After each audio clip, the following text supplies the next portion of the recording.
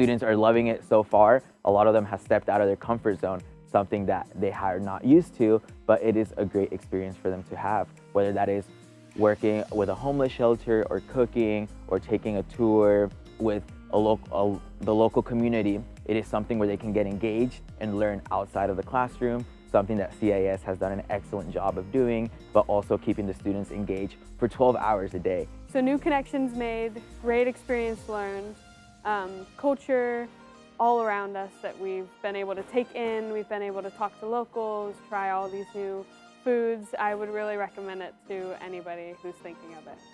So we saw a lot of secondhand shirt, and I think that the biggest takeaway is when I want to buy a clothes, I need to think about, do I really gonna wear this clothes, or I just gonna put it in my shelf and then not wear it, and am I gonna waste it? And like this is the biggest takeaway, is like when I buy the clothes, I will think over and over again, like I'm not gonna waste it.